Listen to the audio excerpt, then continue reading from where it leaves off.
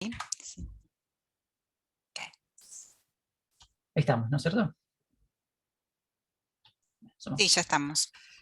Bueno, la vez pasada lo que, lo que hicieron ustedes y lo que estuvimos charlando fue una masita y un resorte, un oscilador armónico simple. A ver, estas diapositivas se las voy a poner un poco de repaso también para ustedes, para que se acuerden la física, ¿no? Que sé que esto lo tienen que rendir ahora pronto, así que por ahí les viene bien, al menos un repaso por arriba.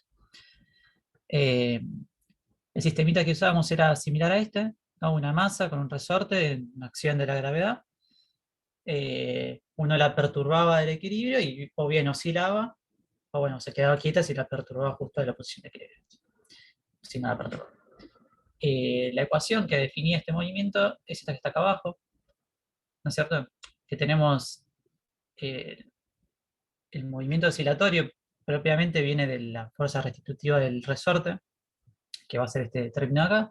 Luego tenemos otros términos, que yo acá puse en grisecito, que son, digamos, acción del peso y de la longitud natural del resorte, que no son influyentes, tan influyentes para la dinámica, la cinemática del movimiento de nosotros.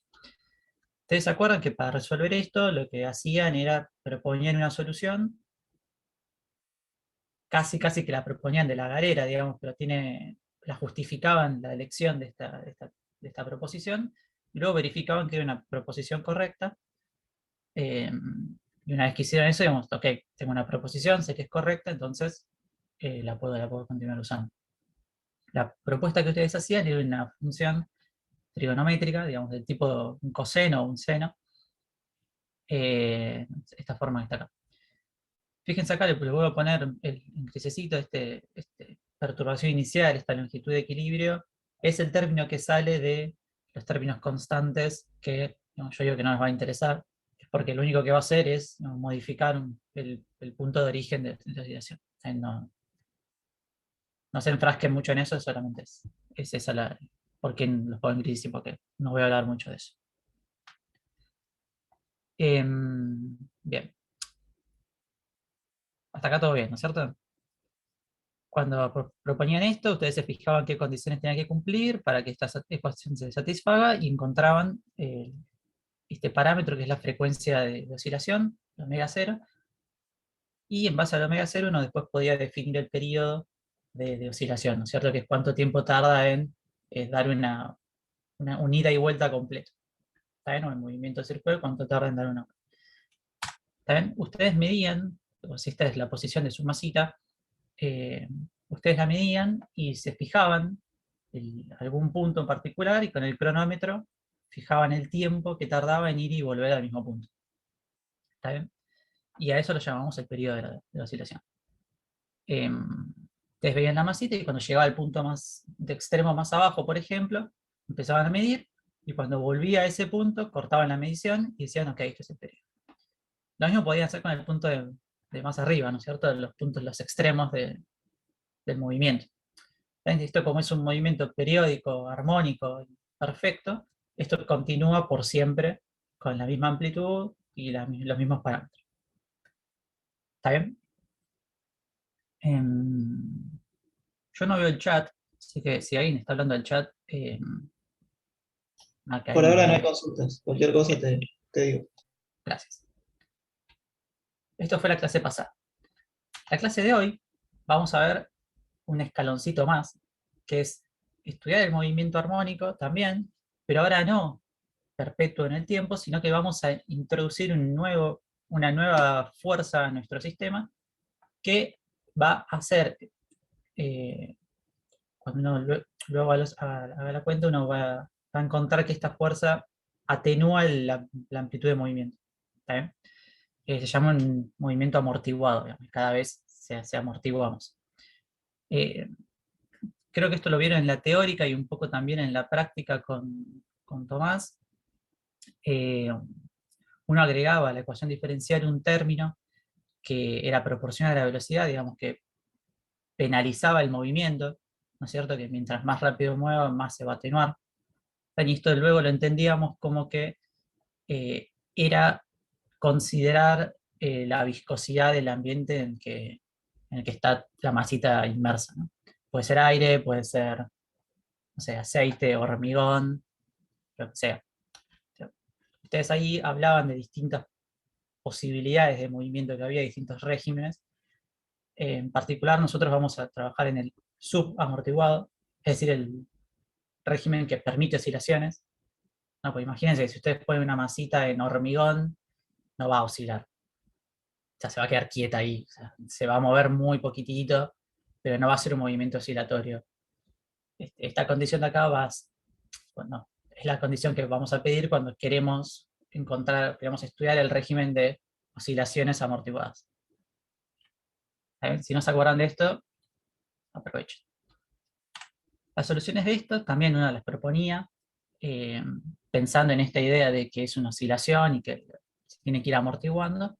Uno lo proponía y encontraba, o ponía una solución de este estilo, ¿cierto? Donde el nuevo término que agregamos de viscosidad va a implicar agregar un nuevo término acá que modifica la amplitud.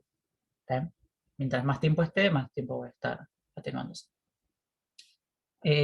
También veía cuando uno hacía las cuentas, digamos, que la frecuencia de oscilación era distinta al caso simple, al caso armónico simple, y dependía un poco, se veía modificado un poquitito dependiendo del amortiguamiento del sistema.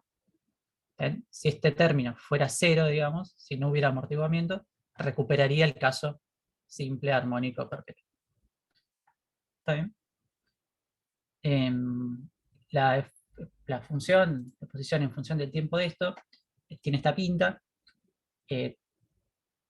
Tenemos una oscilación, digamos que es justo lo que queremos ver, pero ahora ya no es más de amplitud constante, sino que la amplitud va disminuyendo a medida que va el tiempo. ¿Está bien? Es una energía, la energía mecánica que tiene se va disipando al medio. ¿Está bien? De la misma manera, digamos, como yo estoy estudiando igual un movimiento oscilatorio, en el sentido este de que la partícula sube y baja, tenemos también un periodo de oscilación, ¿no? Tenemos una frecuencia de oscilación, así que vamos a tener un periodo de oscilación, que también va a estar ligado de la misma manera a el tiempo que transcurre entre dos máximos, o entre dos mínimos, o entre dos puntos, a partir del cual el movimiento se repite. Misma dirección y mismo sentido. Bien. Este tipo de curvas son las que vamos a estar trabajando hoy, bastante en detalle, bastante en profundidad. Las van a obtener y luego las van a analizar de un montón de maneras, de hecho. Ahora vamos a ver en particular de cómo se analizan estas cosas, que son los PDFs que están subidos a la página, pero bueno, vamos a hablarlo para que quede más claro. Y más un rato después vamos a hablar de cómo se extraen estas cosas, de cómo obtenemos esta función. ¿Bien?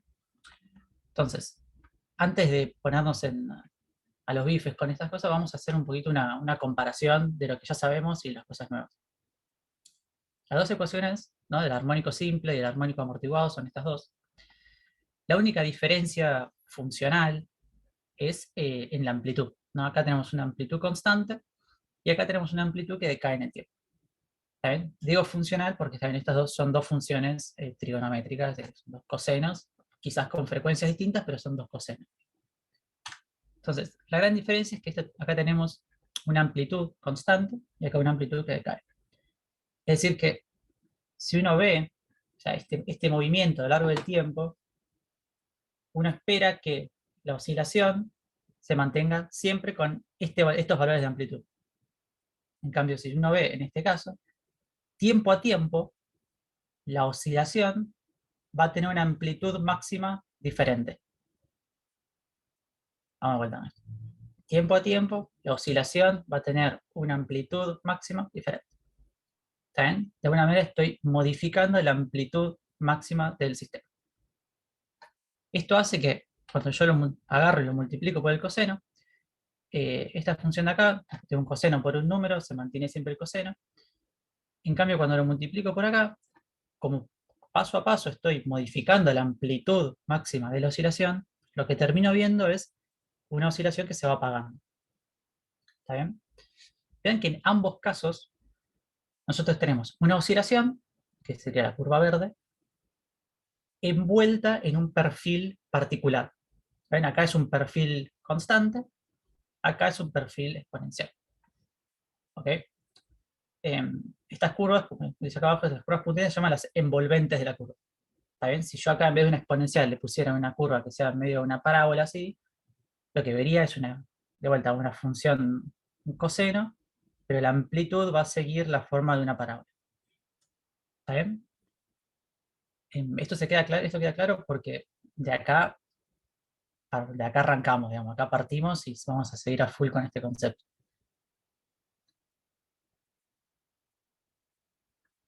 Bueno, ok. Entonces, de vuelta, una vez más, esta función de acá lo que nos va a decir es cómo se modifica la amplitud máxima punto a punto de la oscilación. Entonces, la envolvente, que es la curva punteada, nos va a hablar de la atenuación del sistema. ¿Ok? Porque justamente es lo que estamos diciendo eso. Si la envolvente fuera muy, muy, muy pronunciada, el sistema se apagaría al toque. En cambio, si la envolvente es muy poco pronunciada, como es este caso, el sistema no se apaga nunca.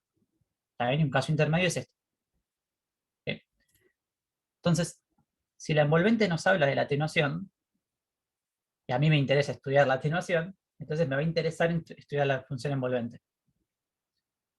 Ahora, uno podría decir, bueno, pero, qué sé yo, ¿para qué? ¿No?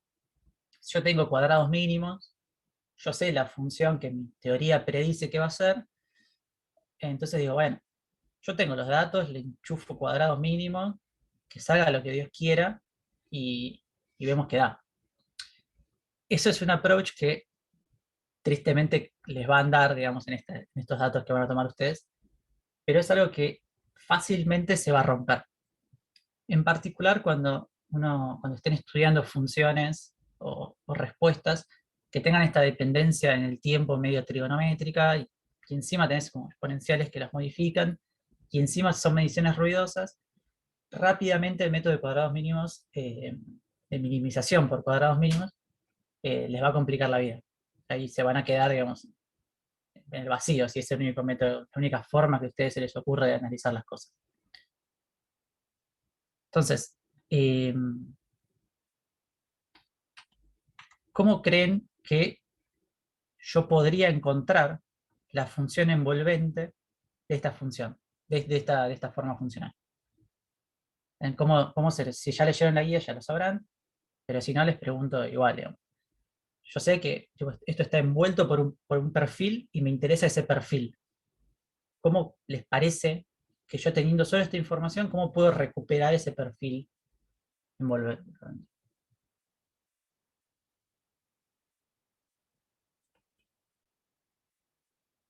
Voy a esperar como un tiempo prudencial y si no, como spoiler la respuesta. Quienes leyeron la guía también pueden responder, a ver si estuvieron viendo, si se les ocurre algo.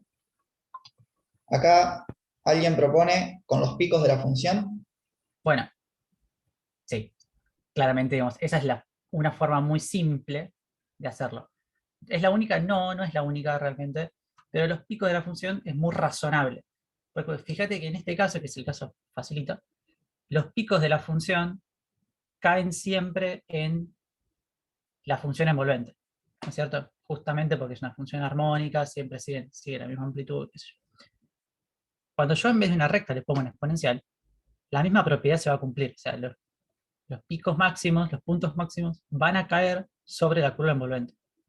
Digo máximos, pero los mínimos también, ¿no es cierto? Porque como es una función digamos, simétrica así en X, o lo que pasa arriba también va a pasar abajo.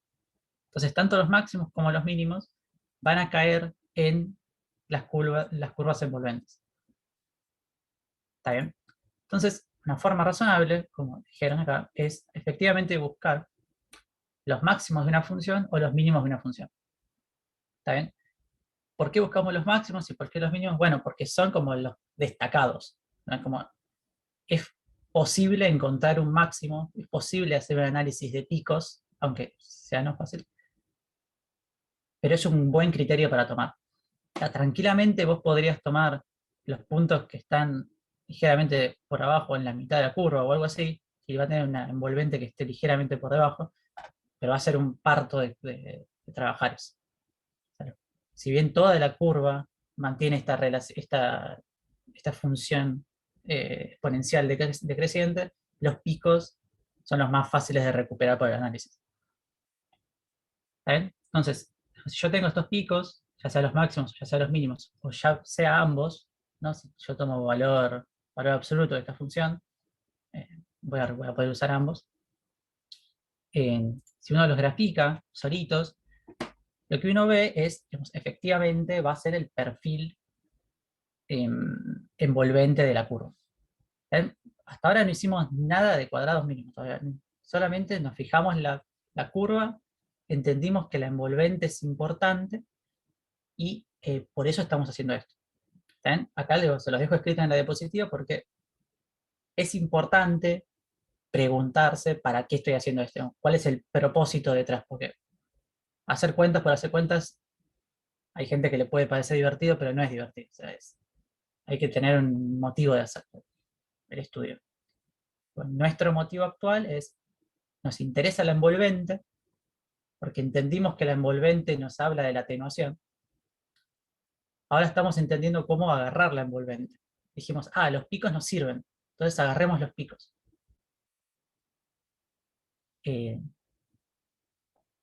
Entonces, con todos los picos, ya tenemos el perfil de la envolvente.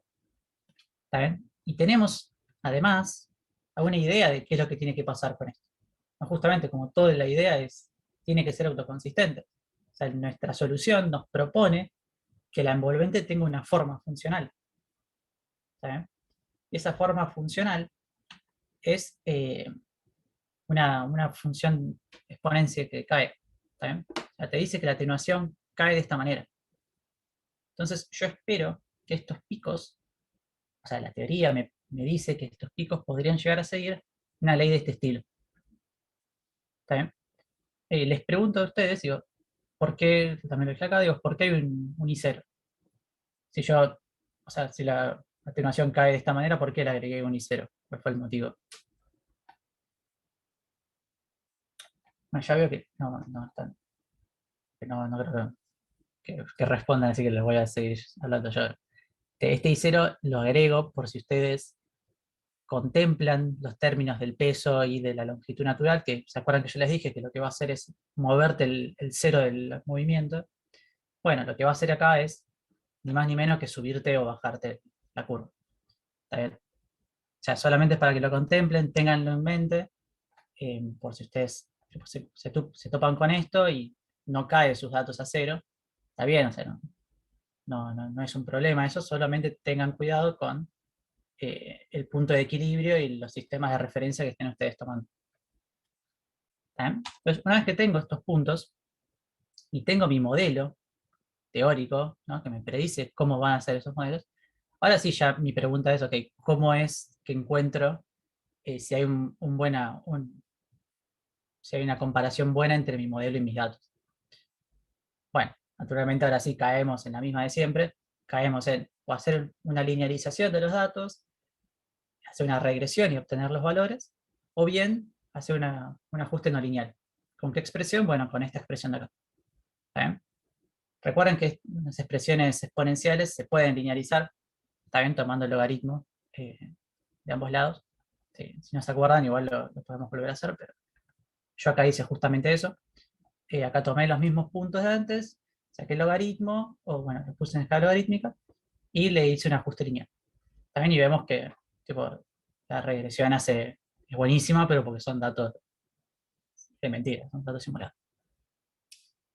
De este ajuste, entonces, de la pendiente de este ajuste, uno va a obtener el coeficiente de amortiguamiento. ¿Está bien? Si esto fuera 0, sería una recta así, no amortiguaría nunca. Si fuera muy, muy, muy, muy grande, esto sería una pendiente infinita y es que no hay ninguna oscilación. Amortiguó muchísimo. Acá dejo un comentario sobre la propagación de los errores acá. Tengan cuidado cuando hacen regresiones de este estilo, en especial cuando tienen que pasar por un logaritmo en el medio, porque el logaritmo tiene una propiedad malísima de que diverge en cero, ¿no? Entonces, cuando yo me acordé tarde de esto, pero podría haber agregado, ustedes tienen barras de error en datos que se van acercando a cero, cuando hagan la propagación de los errores, van a ver que las barras de error se les disparan violentamente, pero no es que esto, no es porque lo estén haciendo mal ustedes, sino porque, bueno, no, es así, los logaritmos son así, y la propagación de la propagación de errores, bueno, tiene un punto débil, si querés, en este tipo de análisis. Hay otras formas de estudiarlos, pero escapan este curso. Así que, solo por si hacen las cuentas y ven que les da barras de error gigantescas, bueno, entiendan que al menos que es por eso. Entonces, con este gamma que obtuve del ajuste, ya sí, digamos, quisiera volver a mis datos y decir, ok, ahora este parámetro ya lo tengo, y también podría tener la amplitud. Entonces, ok, ya puedo hacer ajustes por cuadrados mínimos, le va a costar menos a la computadora, porque tengo menos grados de libertad, ¿no? Ya tengo estas magnitudes fijas. Entonces, ok, uno podría a priori decir eso. Pero, como en el espíritu de esta clase, no queremos hacer eso. En el espíritu de esta clase lo que queremos hacer es hacer el análisis sin pasar por ese camino. Lo que tenemos es la función, pues ya hicimos el análisis de la atenuación, ¿cierto? Este cacho ya lo estudiamos, así que no nos importa. Nos falta estudiar el otro comportamiento de la curva, que es el comportamiento oscilatorio. Ahora, ¿cómo creen ustedes que, de vuelta, con solamente estos datos, yo puedo estudiar la oscilación del movimiento, la oscilación de este movimiento? ¿Bien?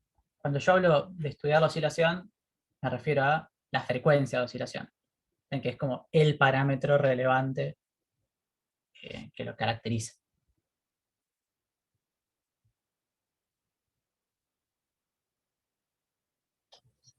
Nuevamente, quienes leyeron la guía.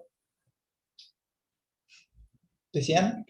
Yo iba a preguntar a qué te refieres con la oscilación, o sea, ¿qué parámetro sería la oscilación? Acá, esta función completa tiene como dos grandes cachos, si ves. Este parámetro, este término, estos dos términos, que son justamente los que te dan el perfil de atenuación así, y este otro término, que es un coseno, que es la oscilación del sistema. Claro. Si solo estuviera este término, tendríamos el oscilador armónico simple, que oscila por siempre. Ese es el término oscilatorio que tenemos. Es este término que sale naturalmente del resorte. Okay. En los datos es este comportamiento de que sube y baja, de que está oscilando alrededor de un punto. Ok, entendido. Gracias. Entonces, ¿cómo podríamos estudiar esta oscilación? ¿O cómo hicieron ustedes antes para estudiar una oscilación?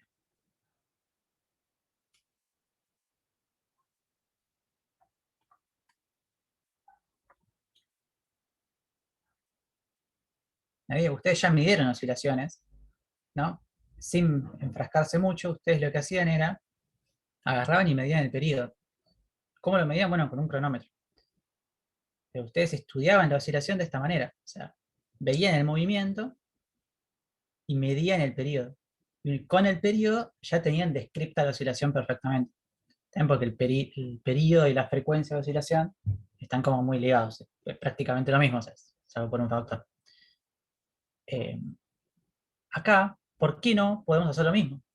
Tenemos un movimiento que es oscilatorio, ¿no? que está moviéndose alrededor en torno a un valor, y tenemos la posibilidad de estudiar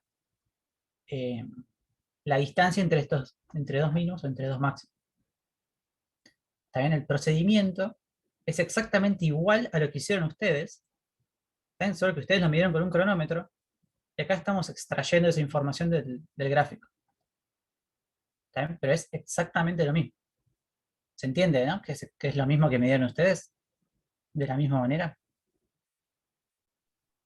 Sí. O sea, quizás es un poco difícil que no están viendo el experimento y midiendo sobre el experimento, pero esencialmente el concepto es idéntico. O sea, esta curva te modela o esta curva, luego la vamos a obtener a partir del movimiento, y de ahí sacamos el periodo y hacemos las mediciones.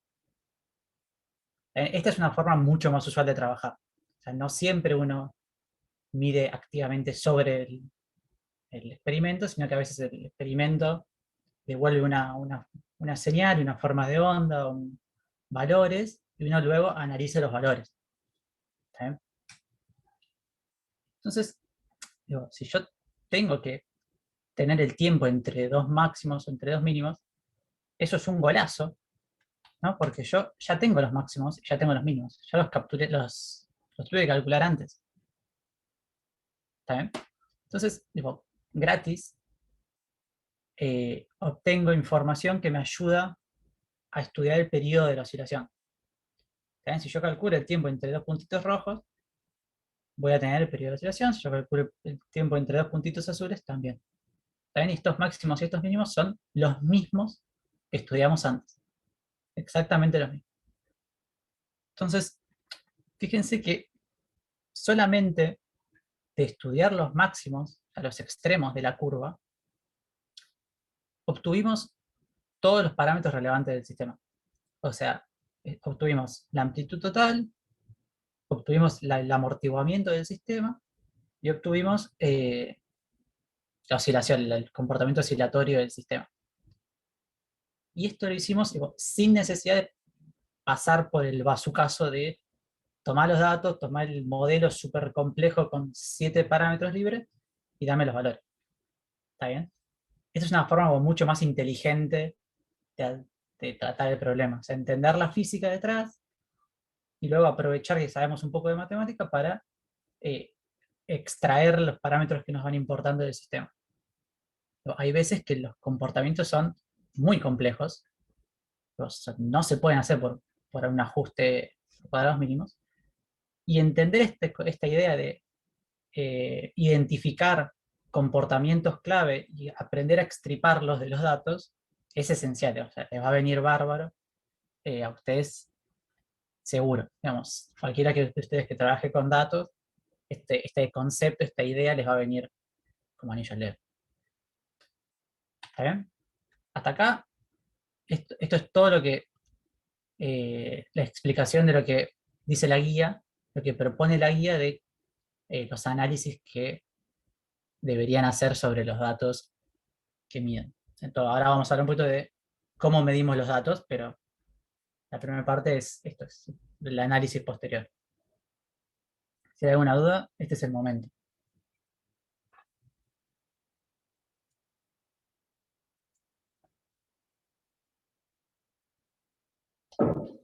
Está sepulcral el chat, creo que quedó demasiado claro. Quedó demasiado clara, sí. Estoy bastante convencido que no, pero Lo van a hacer todos perfecto. lo van a hacer todos perfecto. Bueno, ok. Bueno, vamos a hablar entonces de cómo obtener los datos. También ya les expliqué cómo analizar los datos. Vamos a obtener, o sea, está bien, yo sé analizar los datos, pero no tengo datos, así que, o sea, primero lo primero. Lo que vamos a hacer es usar de vuelta, aprovechar un poquito de vuelta el programa la página web esta. En el labo, en la vida real, o sea, en la vida sin COVID, uno mide estas cosas con sensores de posición o sensores de fuerza. Yo les quería hacer un experimento en vivo, pero no, cuestiones logísticas no se pudieron. Pero como para que tengan la idea de que se puede extraer esta información de verdad, en la vida de verdad, sin necesidad de que sea una simulación numérica. Pero bueno, dada la situación, vamos a hacer este experimento.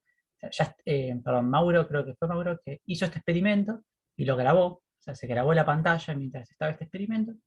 Y lo que vamos a hacer nosotros es tomar esos videos que grabó alguien, creo que Mauro, y con esos videos vamos a usar un software que permita reconocer objetos, ¿está bien? Y luego seguir objetos en el video, ¿está bien? Y si yo sigo el video del objeto, estoy viendo de alguna manera su trayectoria.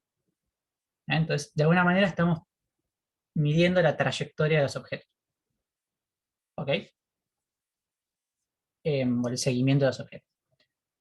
Naturalmente, ustedes cuando lean la guía de esto, si ya la habrán leído, explica en detalle cómo se hace, pero bueno, un concepto que me pareció importante remarcar es estos softwares te van a medir esta trayectoria, te van a medir el punto, en cada momento dónde está, te va a devolver todos los valores en píxeles, ¿no? Porque la computadora trabaja en píxeles.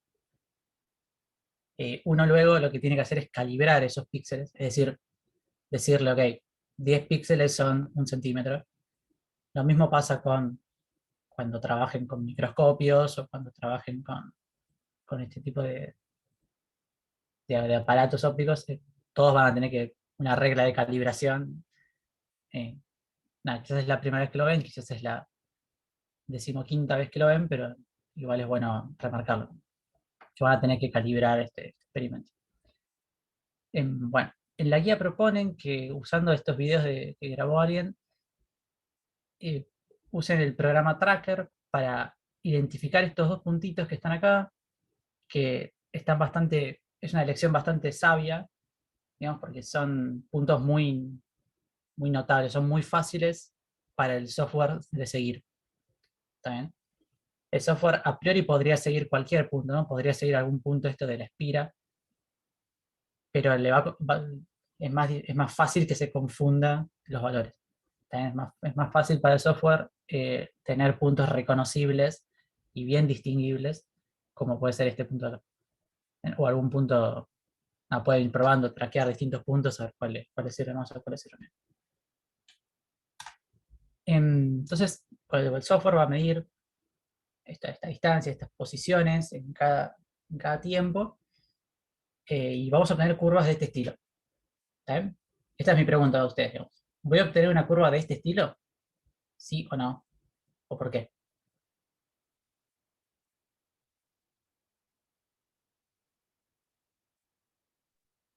Eh, ¿Está amortiguado el sistema cuando Sí, software? no lo aclaré, pero sí, el video está grabado, sí, el video lo hicieron con la simulación amortiguada. Entonces sí, porque la amplitud va a ir disminuyendo con el tiempo. Sí, o sea, a priori uno diría, sí, totalmente de cabeza, esto es lo que voy a esperar a ver.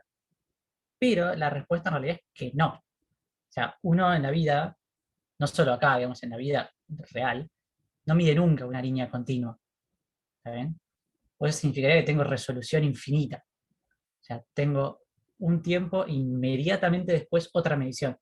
Eso es imposible para nosotros. Lo que uno va a medir es este tipo de gráfico. ¿Está bien? Que es lo mismo, pero más feo. Estos tipos de gráficos son los que uno mide siempre, digamos, los que tenés en un tiempo una medición, después en otro tiempo otra medición, en otro tiempo otra medición, pero no es un continuo, uno nunca mide cosas continuas. Yo Ahora, pregunto, sí, cada puntito representa un instante del es que movimiento. exactamente, Ok. esa es la pregunta, la siguiente pregunta, digamos, ¿por qué estoy teniendo esto? O sea, ¿por qué no mido continuo? Y la respuesta a eso se remonta un poco a que estás grabando, que es una cámara, de alguna manera, ¿no? Y las cámaras, aunque parezcan, no graban continuo. Lo que hace una cámara es, saca una foto, espera un tiempo, saca otra foto, espera un tiempo, saca otra foto, y luego te pone todas las fotos una al lado de la otra y parece como que se mueve. ¿Sabes? Cualquiera que juegue videojuegos o que sepa de películas o que, no sé, tenga la suerte de poder correr videos a 60 FPS en su computadora, va a saber de qué estoy hablando. O sea, cuando uno tiene, por ejemplo, filmaciones viejas, o sea, te hablo de pelis de muy, muy viejas, en blanco y negro, los movimientos se ven más acartonados, si crees de alguna manera, son menos fluidos que se ¿sí? O lo mismo pasa en los boliches cuando tienen las luces esas estroboscópicas, vieron que prenden y apagan. Vos ves de a cachitos, o sea, vos ves, después apagan, después volvés a ver, después apagan. Entonces, no ves continuamente. O sea, por eso ves a la gente como haciendo cosas raras, ¿no? Porque no ves un movimiento fluido, es un movimiento bien, bien discreto. ¿Está bien? Ese concepto de las cámaras son los FPS, digamos, o frames por segundo, o cuadros por segundo, capturas por segundo, o muestras por segundo, un nombre que vamos a usar más nosotros. ¿Está bien? Esto depende de la cámara o de la grabación o de la frecuencia de las luces estroboscópicas en el boliche. ¿Está bien? Entonces yo no voy a obtener posta continuamente el valor de la posición en función del tiempo. Yo voy a tener son puntitos de esas posiciones en esos tiempos. ¿Bien? Pero bien discreto. O sea, es una forma de discretizar la señal. No es continuo, es un discreto. Entonces, yo tengo la señal ideal y en ella voy tomando puntos con algún cierto intervalo temporal. ¿Está bien? Que va, de vuelta va a depender de la velocidad de la cámara. Entonces, acá como que viene el concepto de la frecuencia. Quiero decir, cuánto tiempo tengo entre foto y foto, entre muestra y muestra, o al revés, digamos, cuántas fotos o cuántas muestras tengo en un intervalo temporal. Eso se llama frecuencia de muestreo. Digo unidad de tiempo, pero naturalmente podría ser otra, podría ser una espacial, también depende del análisis que uno esté realizando. Muy bien. Entonces, ahora les vengo a preguntar a ustedes de vuelta la última pregunta que les vengo a hacer. ¿Cuánto creen ustedes que va a ser la incerteza en una medición de este estilo? En una medición en la que tenés una foto, después esperas un tiempo, tenés otra foto, esperas un tiempo, tenés otra foto. ¿Cómo se les ocurre a ustedes que podrían arribarla o estimarla o proponer una incerteza válida en este caso? ¿Sería la incerteza del periodo? Sería la incerteza. Acá, antes de que te proponga otras dos respuestas, en el chat alguien dice, ¿sería su error estándar? Otra persona, el mínimo tiempo entre foto y foto, y otra persona, error entre imágenes por segundos. Bien, ok. Hay dos que dijeron lo mismo. El error estándar, tengan cuidado, acuérdense que el error estándar surge a partir de un análisis estadístico, ¿no? Como que uno realiza una estadística sobre alguna medición y de ahí extrae un error estándar. Esto es más cercano a un error instrumental. También es el error de posta que tenés cuando vos medís, cuando vos tocas el cronómetro. Bueno, es ese tipo, es más cercano a ese tipo de error. La gente que dijo el mínimo tiempo entre foto y foto o el tiempo entre las fotos o algo así, sí, claramente entre este punto y este punto, yo tengo un tiempo que es discreto y en el medio no sé qué pasó. ¿Está bien? No tengo ningún tipo de información. O sea, es completamente incierto lo que pasó. Acá uno espera que vaya bajando, pero no sé. O sea, si hizo así como violentamente 50 oscilaciones, no lo sé nunca. Lo mismo pasa con las luces estroboscópicas, ¿no? Vos, una vez que se apagó la luz, vos no sabés si de adelante te está por pegar una piña. O sea, vos sabés lo último que viste. Entonces, sí, efectivamente, la incerteza que vamos a asignarle, de forma conservativa al menos, digamos, de forma razonable, fácil, es el tiempo entre dos fotos. ¿Por qué? Porque realmente es un tiempo incierto. Es un tiempo en el que no sé qué pasa. No tengo información ahí, es incerteza total. ¿Está bien? ¿FM qué sería, profe? Yo acá Ahí está. FM lo llamé como Acá sí frecuencia de muestra. muestreo. Eh, Pero no es más que el tiempo entre dos mediciones. ¿Está bien? Las grabaciones que tienen, que les vamos, ya están subidas, están grabadas a 30 cuadros por segundo. Así que la incerteza en el tiempo de cada frame, si querés, de cada cuadro, va a ser 1/30 segundos. ¿Está bien? Que es el tiempo entre medición y medición. Igual, perdón, ¿no? que agregue un comentario. Igual fíjense que esa información, más allá de que la comentó Lucas, la pueden ver en el tracker, ¿no? Cuando hagan el análisis. Así que eso lo pueden verificar.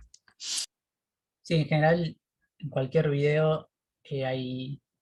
En cualquier video o mucho tipo de mediciones suelen tener metadata, que es tipo, los datos que fueron utilizados para generar esos datos o para generar esas mediciones.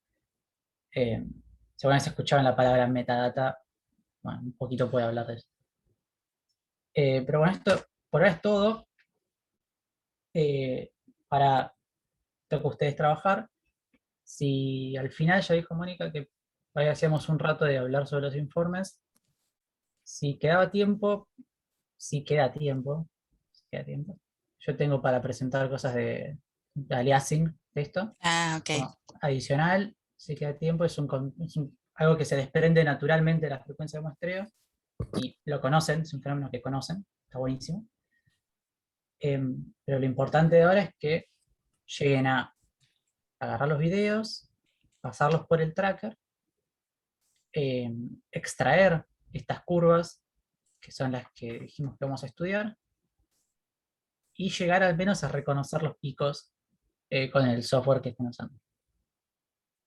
Eso es como que sería lo mínimo indispensable y sería bárbaro que lleguen a hacerlo, me parece.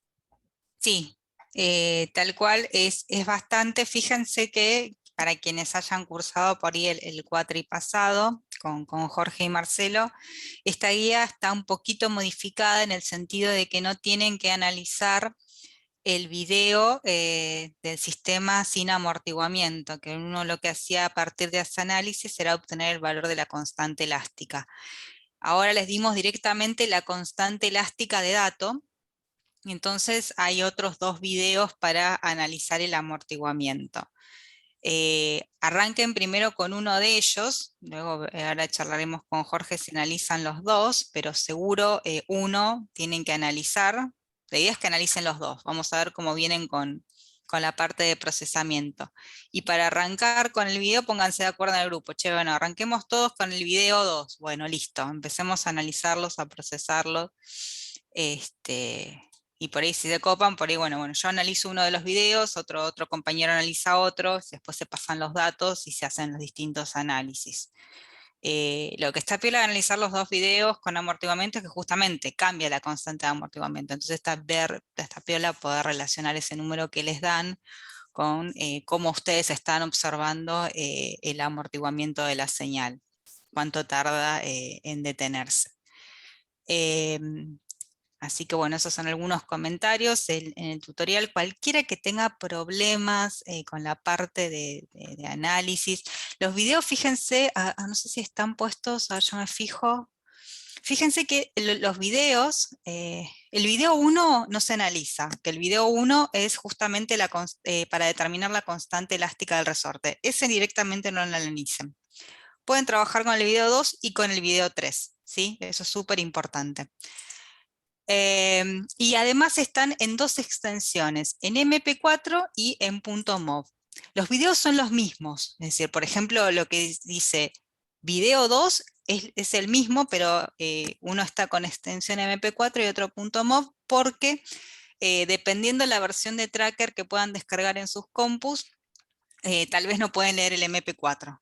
Simplemente es eso, es decir, los que instalan la última versión de tracker, lee MP4 sin problemas, pero los que instalan una versión un poco más vieja de tracker, MP4 no lo lee, pero pueden leer .mov, eso seguro no hay problema.